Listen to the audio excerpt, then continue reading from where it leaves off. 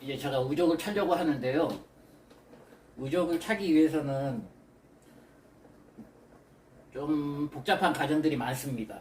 저같이 특히나 이 상지절단, 손가락 절단 같은 경우에는 이 짚는 힘도 그렇고 이 손 가는 부분에 있어 가지고 좀 많이 불편합니다.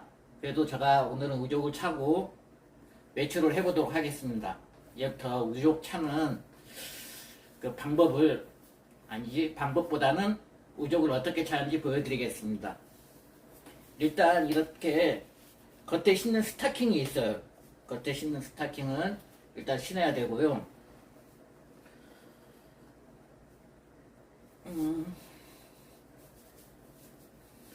일단 양쪽 다 신겠습니다.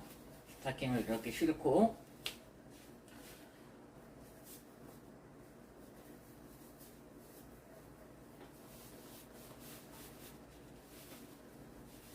양쪽 스타킹을 신었습니다.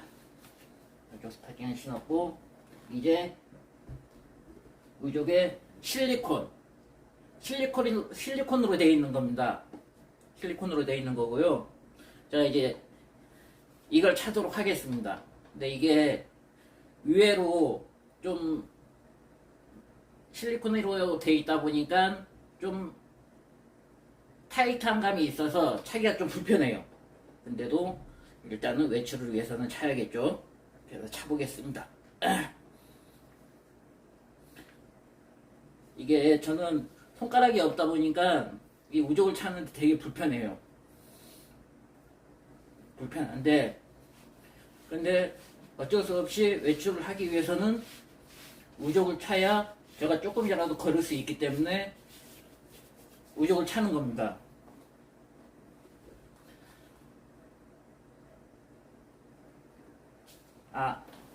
제가 우족을 차면서 말씀드리는 게, 제가 왜 이렇게 하지 절단이 되고 손가락 절단이 됐는지 그런 부분에 있어서 말씀을 드릴게요.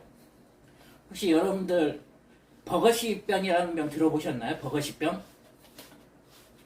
이게 말초혈관이 괴사되는 질환이에요. 말초혈관이 괴사되는 질환인데,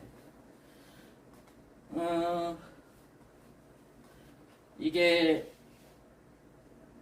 손끝, 발끝부터 이제 괴사가 되는 질환입니다.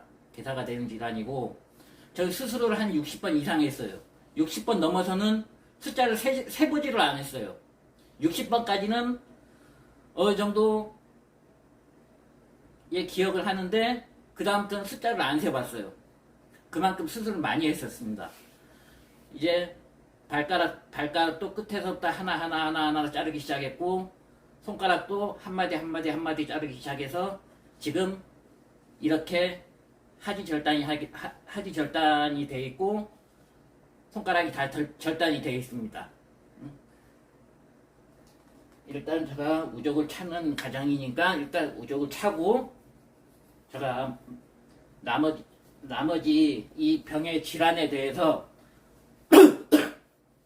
일단 운전을 하고 가면서 제가 설명을 좀 드리겠습니다. 우족을 차는데 좀 많이 복잡해요. 일단 저는 우족을 이렇게 찼습니다. 그러면 이렇게 설 수가 있고요. 이렇게 하면 이제 외출이 가능합니다. 이제 우족을 찼으니까 저는 이렇게 차에 왔습니다. 이제 운전을 하고 제가 볼일을 보러 가도록 하겠습니다.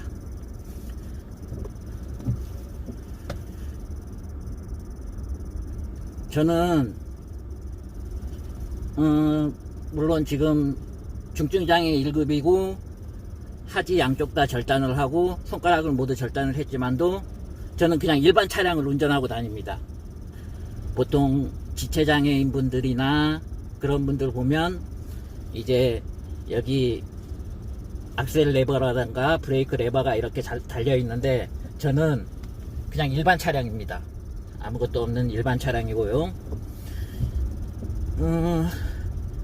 근데 우족을 차고도 운전이 가능해요. 운전이 가능하고 뭐 불편한 게 없습니다. 단지 좀 장거리 운전할 때 우족을 차 있는 부분이 조금 좀 불편하다 그 정도고요.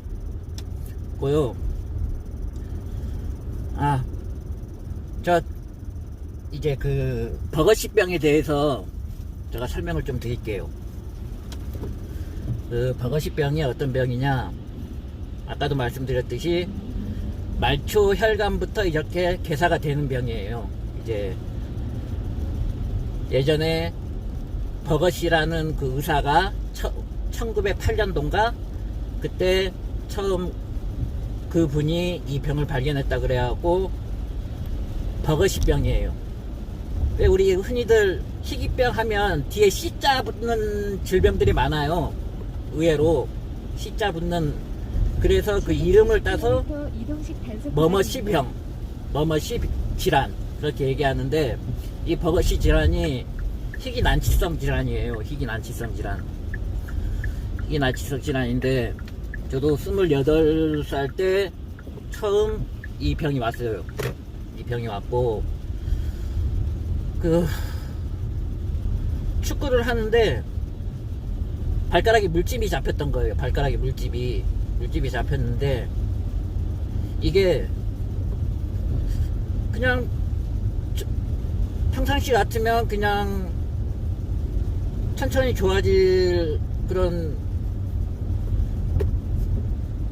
물집이었는데 어느 날부턴가는 좀 거무스름하게 변하면서 통증이 찾아왔어요. 통증이. 근데 이 통증이 그 당시에는 너무 아팠어요. 너무 아파서 처음에 작은 병원부터 시작해서 뭐 피부과, 동네 의원, 이제 제주도에 이제 좀 크다는 대형 병원 또 다 이제 갔었어요. 근데 가면 소독만 해주고 그냥 가세요. 며칠 있다 오세요. 다 그러시더라고요. 근데 어느 날 진짜 걷지도 못하게 이게 너무 아픈 거예요. 통증이 너무 아파서 이제 어느 이제 제주도에 있는 대학병원을 이제 대학병원까지 이제 가게 된 거예요. 거기서 이제 거기 교수님이 이래 이 버거시라는 병이 있는데 그런 병이 좀 솔직히 의심이 된다. 그래서 서울 삼성병원을 추천해 주셨어요. 소견서를 써주셨고, 그래서 서울 삼성병원을 갔는데 아니나 다를까 그 교수님은 보시자마자 버거시병이네요. 발가락 절단해야 됩니다. 그러시더라고요. 근데 그때는 너무 겁났어요. 솔직히 발가락이 하나가 없으면 걷는데도 힘들고 어떡하지? 근데 그러고 한 1년을 버텼어요. 제가 수술을 안 하고. 그러니까 이 개사된 부분이 점점 더 심해지는 거예요. 통증은 말할 것도 없고요. 그래서 그때부터 그 마약성 진통제라는 걸 맞기 시작했어요. 맞기 시작했고, 딱 그때가 시작이었어요. 수술을 시작할 때가 딱 그때 시작해서 지금 제가 46인데 28에 이 병이 걸렸으니까 한 18년 된 거죠. 18년 동안, 죄송합니다, 욕 아니에요, 18년 동안 수술을 60번 이상을 했어요. 이제 조금 이제 자르기 시작하는 거예요. 이제 여기 수술해서 괜찮아지면 저쪽에 손가락으로 오고, 손가락이 잘라서 괜찮아지면 또 다른 손가락 오고, 그러면서 60번 이상을 수술을 한 거예요. 근데 저는 물론 힘든 시간도 많았죠. 우울증이라는 것도 오고, 공황장애라는 것도 오고, 물론 지금도 그 질환에 관한 약도 먹고 자기 전에 수면제도 먹고 있고요. 근데 여러분, 담배, 이 병이 물론 담배를 핀다고 해서 이 병이 다 오지는 않겠죠. 근데 이 병이 90% 이상의 원인이 담배입니다. 담배. 그만큼 담배로 인해 갖고 이 혈관을 수축시키고 혈관을 막히게 하고 그러면서 이 질환이 오는 겁니다. 그러니까 여러분, 담배는 진짜 물론 제가 뭐 담배를 끊으세요 했다고 끊으시는 분은 뭐 있으실지 모르겠지만은 어찌됐든 저도 이게 담배로 인해서 이 질환이 이 버거시병이라는 걸 앓게 되고 담배의 무서움을 좀 알았어요. 담배의 무서움을 좀 알았고, 그러고 수술을 너무 많이 하다 보니까요, 이게 여러분도 보시다시피 제가 좀 발음이 좀 안 좋을 수도 있을 거예요. 이 전신마취 수술을 너무 많이 하다 보니까 이빨이 다 삭아요. 이빨이 다 삭고 기억력이 감퇴돼요. 확실히 기억력이 감퇴됩니다. 그러고 저는 이제 한 3년 전쯤 폐혈증이라는 게 왔어요. 갑자기 3년 전에 깨나 보니까 중환자실에 누워 있었고요. 이제 눈 떴을 때는 이상한 병실이었고 수많은 막 장비들이 몸에 부착돼 있었고, 이제 병원에서는 저보고 가능성이 없다고 했었대요. 저희 가족들에게. 이제 그냥 마지막 준비하시라고.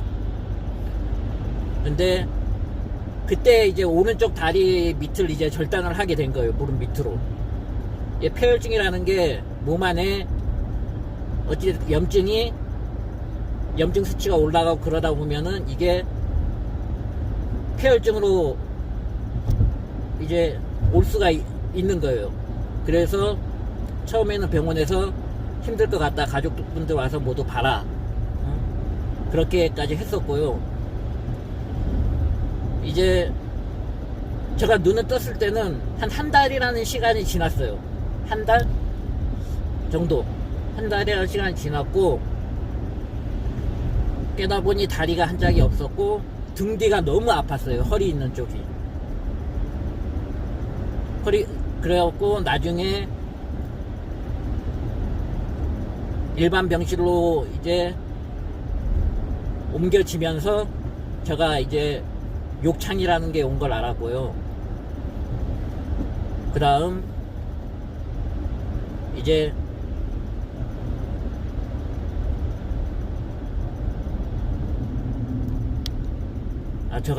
죄송합니다. 제가 그때 상상만 하면 너무 힘들었어갖고 너무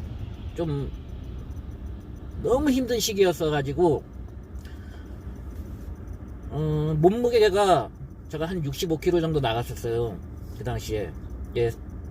폐혈증이 오기 전, 쓰러지기 전에 몸무게가 한 65kg 정도 나갔는데 중환자실에서 올라와서 몸무게를 재보니까 32kg, 그러니까 한 반 이상 빠진 거죠, 몸무게가. 그때는 혼자서 아예 움직이지는 못했었어요.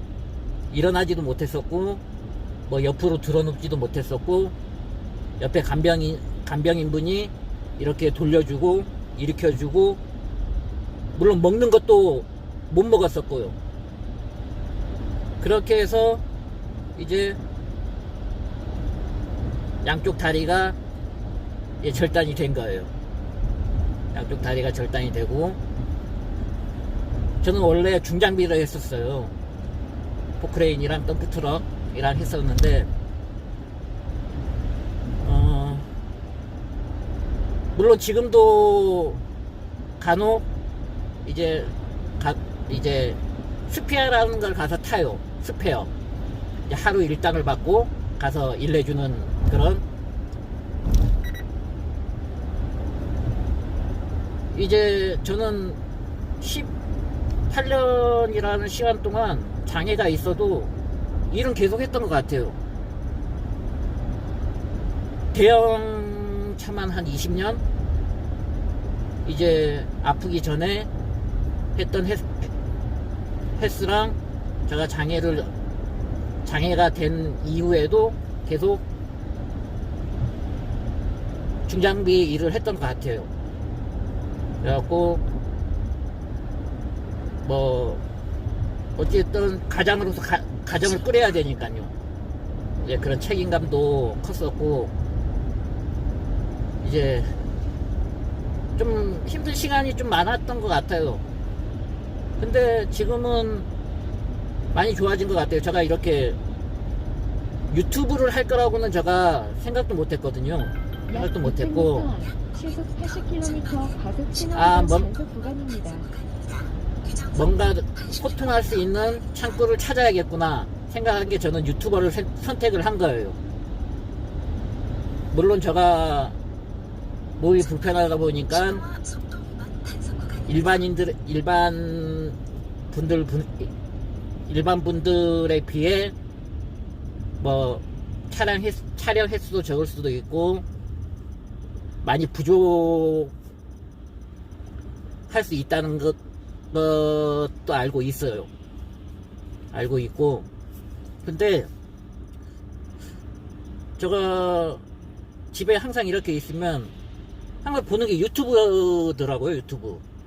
그래갖고 어떤 분들은 저한테, 야, 너는 진짜 세상에 이런 일에 나와야 될 사람인데, 응? 너 보면 진짜 대단하다. 응? 몸이 그런데도 그렇게 큰 차로 운전하고, 응? 아무렇지 않게 이렇게 그냥 뭐 아무런 뭐 장애인 장비 없이 운전을 하고 다니고, 남들은 다 신기해해요, 저를 보면. 근데 저는 그냥 제가 할 수 있는 거니까 하는 거고, 했던 거니까 할 수 있는 것 같아요. 이제 목적지가 거의 다 와가네요. 여러분, 제가 꼭 당부드리고 싶은 거는, 이 병이 좀 고급병이래요. 병원에서도 얘기하길, 요즘 환경도 많이 변하고, 먹는 식습관들도 많이 변하고, 이제 담배를 흡연을 하시는 분들도 많아지고, 그럼으로써 이 질환을 앓고 있는 환자들도 많이 있답니다. 나이에 관계없어요, 이 질환은. 저도 20대에 왔으니까요. 20대에 왔고, 저는 뭐 50대 어르신도 받고 60대 어르신도 받고요. 이 질환으로 이 절단을 하신 분들을 그렇게 봤어요. 그러니까 이게 아픈 거는 나이에 관계가 없는 것 같아요. 언제 어느 때든 누구한테도 이런 질환이 올 수 있다는 건 이제 좀 많이 알았으면 좋겠어요. 그래서 정말 담배 끊으셔야 됩니다. 저는 정말, 저도 물론 담배로 인해서 이 질환 이렇게 지금까지 이렇게 18년이라는 시간 동안 힘들게 살았지만, 담배 정말 저는 무서운 것 같아요. 담배가 꼭 제가 앓고 있는 질환만이 아니고 다른 질환도 발생을 시키고 뭐 그렇게 좋은 건 아니잖아요. 그러니까 여러분, 꼭 제 영상을 보시는 분들 중에는 좀 많은 분들이 금연을 하셨으면 좋겠어요. 금연을 하시고, 좀 그러면은 건강도 더 좋아지시고, 그러실 것 같아요. 일단 제가 목적지에 거의 다 와서 일단 오늘 영상은 여기서 마치겠습니다. 제가 오늘 처음 영상이라 많이 부족한 것도 많고 실수도 많고 많았을 거예요. 그래도 여러분께서 아주 조금만 이해를 해 주셨으면 합니다. 다음 영상부터는 좀 더 질도 좋고 여러분들이 좀 더 많이 봐줄 수 있는 그런 영상으로 찾아뵙겠습니다. 감사합니다.